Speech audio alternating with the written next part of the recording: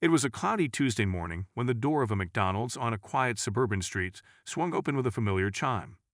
Customers munching on their Egg McMuffins turned toward the entrance, some out of curiosity, others distractedly.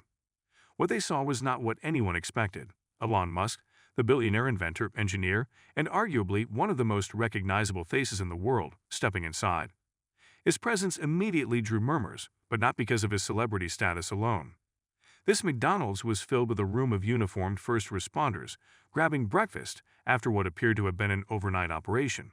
Musk, dressed in an unassuming dark hoodie and jeans, seemed unfazed by the sudden attention. But before we proceed further, don't forget to smash that like button and subscribe.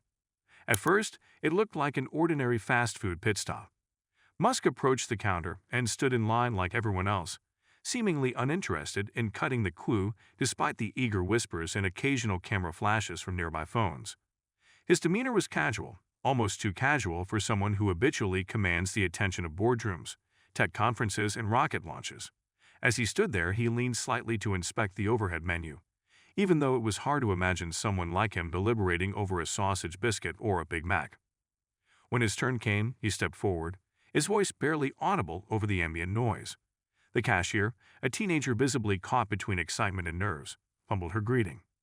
Musk ordered a black coffee and something else, a breakfast combo, though specifics were lost amid the collective curiosity of the room. He didn't dart away from the counter like most customers do. Instead, he turned and surveyed the dining area as if scanning a grid of possibilities. What came next turned the humdrum moment into something unusual. Spotting a group of firefighters and paramedics clustered in the far corner, Musk headed directly toward them. Without ceremony or introduction, he pulled out a chair, flipped it around, and sat down at their table, holding his tray of food in one hand like a man who'd done this 1,000 times before. The first responders looked at each other, stunned but amused, as Musk placed his coffee on the table and said, "So, what's the toughest thing about your job?" "I've got time." It was one of those moments where you could practically hear the record scratch. Conversations in the room dipped, eyes shifted, and for a few seconds, it felt like everything revolved around this single table. Musk's delivery wasn't particularly dramatic. If anything, it carried the deadpan directness of someone used to cutting through social pleasantries. For the first responders, it was as if Tony Stark himself had walked in and decided to shoot the breeze about life on the front lines. One firefighter, still holding a half-eaten hash brown, raised an eyebrow and replied, "Probably when people don't get out of the way for a fire truck." Laughter rippled through the table, Musk included.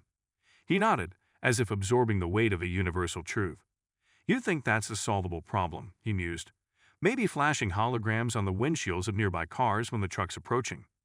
Like augmented reality but obnoxiously obvious." The paramedics chimed in, sharing stories that ranged from the harrowing to the absurd.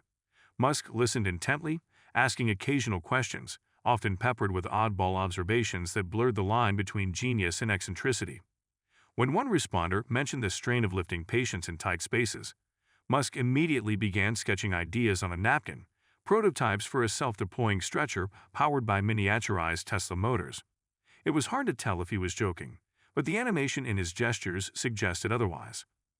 What struck everyone at the table was Musk's genuine curiosity.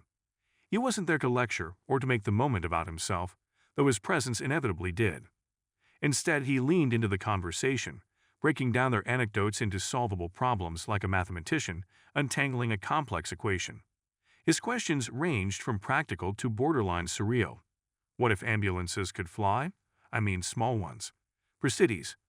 And have you ever thought about using thermal imaging drones to scout accident scenes before you arrive? The surreal nature of the encounter didn't escape the room.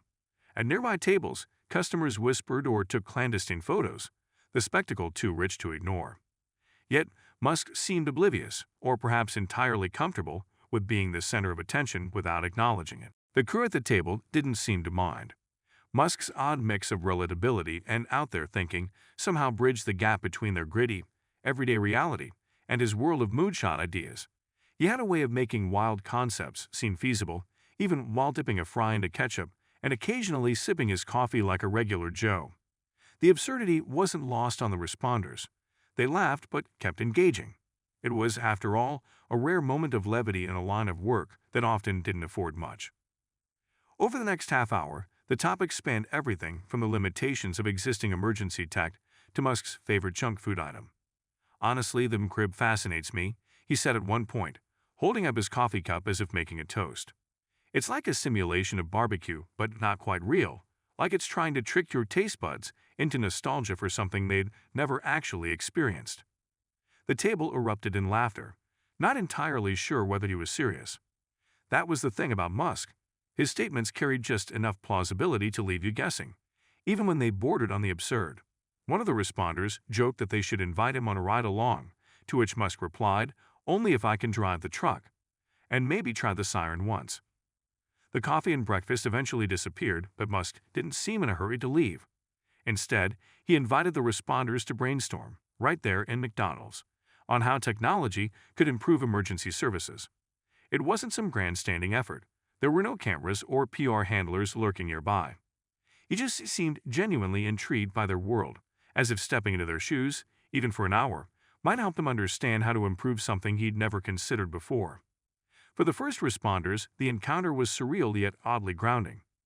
Musk's questions didn't come from a place of detachment, but from someone genuinely trying to connect disparate dots between their challenges and his own solutions-oriented mindset. At one point, a firefighter quipped, "You should build an electric fire truck." Musk didn't laugh it off. Instead, he leaned forward, tapping his fingers against the table. "You're right," he said. "We should." Eventually, the moment had to end. Musk glanced at his watch, stood up, and thanked the group as casually as if he'd just borrowed a pen. He didn't linger for selfies or autographs. Instead, he simply walked out the same way he came in, leaving behind an empty coffee cup, a stack of napkins covered in sketches, and a room full of people trying to piece together what had just happened. The implications of Musk's impromptu breakfast brainstorm didn't unfold that day, nor were they meant to. But for those in the room, it was a reminder that sometimes the most unexpected conversations could ripple outward in ways no one anticipated. And for Musk? Maybe it was just another ordinary Tuesday, one small step in a mind constantly running faster than the world around him. Don't forget to hit that like button and subscribe to our channel for more engaging content.